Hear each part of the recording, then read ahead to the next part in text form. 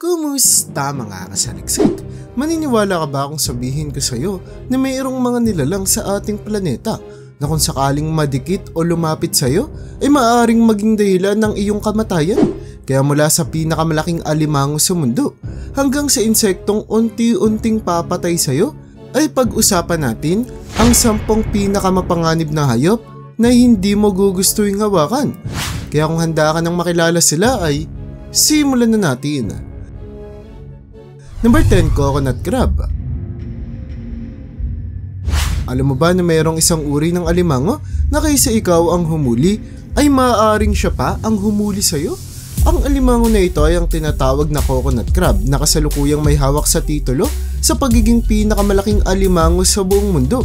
At nakuha nila ang kanilang pangalan dahil sa madalas umaakyat sa puno ang mga hayop na ito para kumuha ng mga buko na paborito nilang kinakain.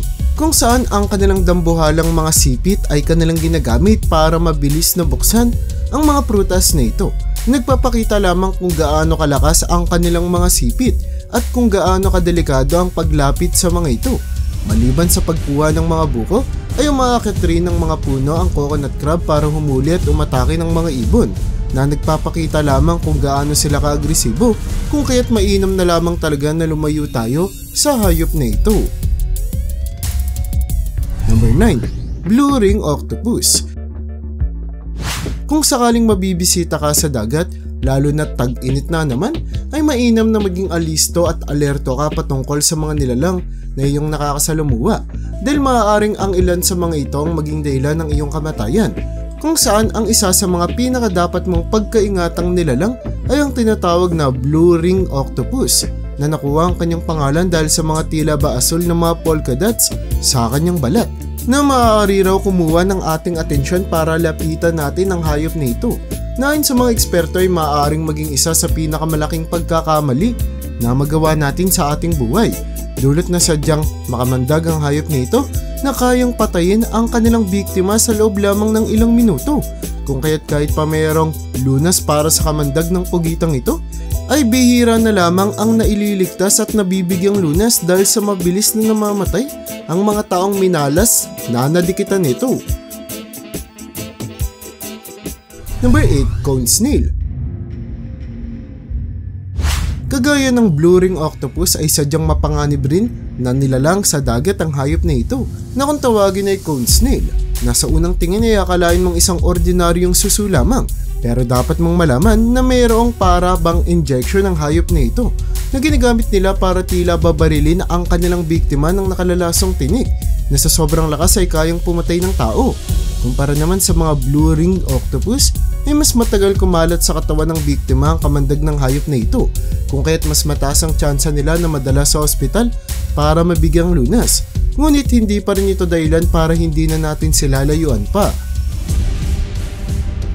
Number 7, pufferfish. Ang isdang pufferfish ay isa na namang mapanganib na nilalang na naninirahan sa ating karagatan na talaga namang nagpapakita kung gaano kadelikado ang mga hayop na naninirahan rito. Pero ang pufferfish ay sadyang naiiba kumpara sa mga nilalang sa ating listahan dahil sa ang kanilang kamandag ay hindi nila ginagamit para umatake o humuli ng kanilang mga biktima, kundi para protektahan ang kanilang mga sarili.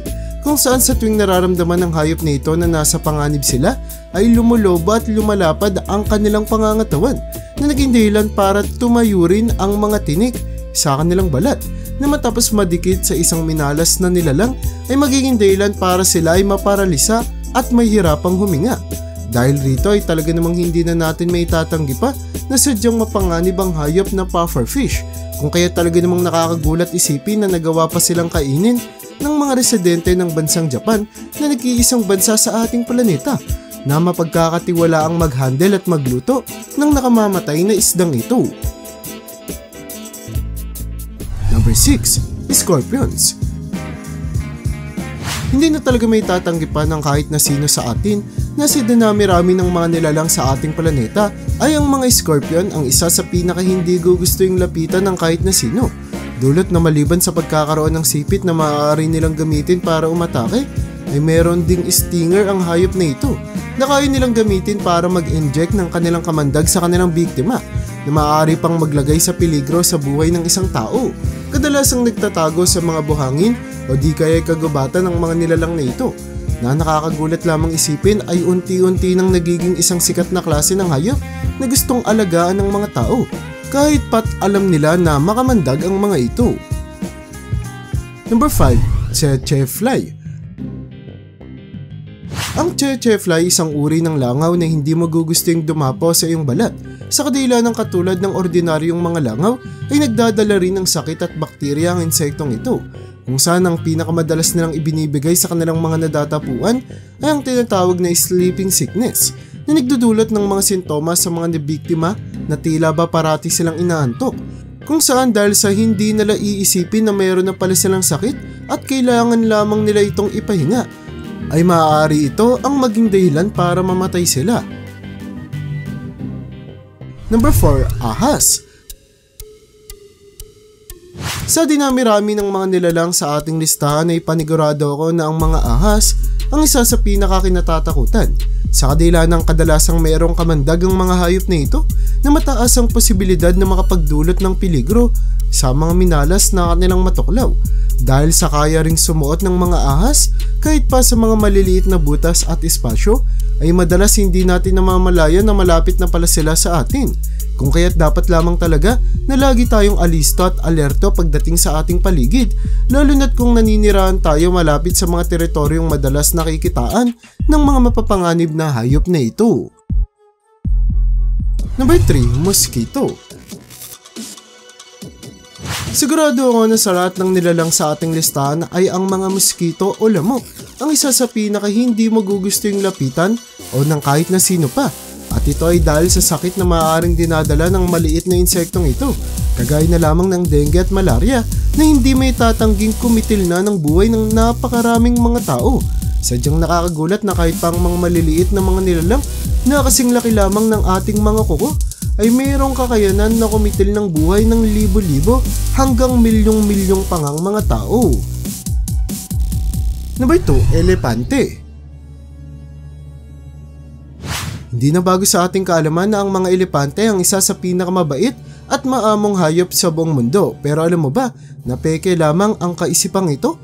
Ito ay dahil sa nagiging maamo lamang ang mga elepante kung nagkakaroon sila ng madalas na pakikihalubilo sa mga tao, kung saan ikumpara mo ito sa mga elepanteng naninirahan sa ating kalikasan, na dahil napapaligiran ng mga predator at mga agresibong hayop ay hindi may tatangging naging sadyang agresibo na rin sila at sobrang maprotekta sa kanilang teritoryo, na nagpapakita lamang kung bakit hindi natin basta-bastang nilalapitan ang mga hayop na ito, lalo na't pag walang patnubay at apruba ng mga eksperto, dahil sa kaya nilang gamitin ang kanilang dambuhalang sukat at malakas na pangangatawan para magdulot ng matinding kapahamakan. Bago tayo magpatuloy sa unahan ng ating listahan, ay gusto ko munang makita mo ang larawan na ito na nagpapakita ng isang dambuhalang water bug na isang uri ng insektong kadalasang kumakagat sa gilid ng daliri sa paa ng mga tao. Kahit pa hindi mo raw gusto yung lapitan ng hayop na ito, ay dahil sa maliit lamang ang kanilang sukat, ay kadalasan lamang natin silang nakakaligtaan at tanging namamalayan lamang kapag tuluyan na nila tayong nakagat at nadapuan na siguradong hindi gugusting maranasan ng kahit na sino sa atin, lalo na't masakit kumagat ang insektong ito.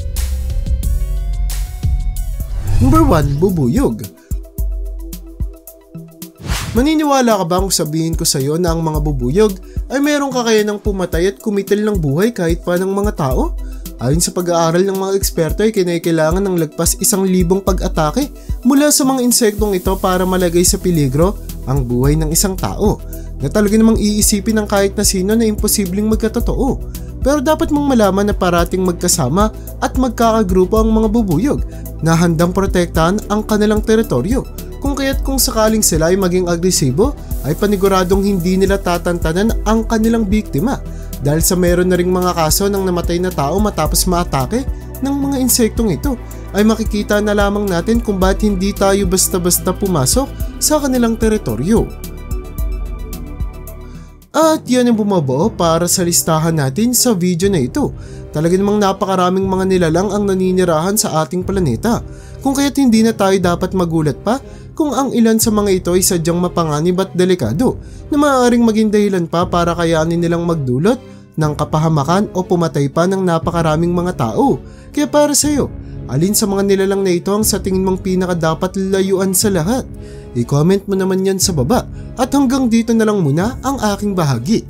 Hanggang sa muli mga kasaliksik, maraming salamat sa panonood. See you in my next vid.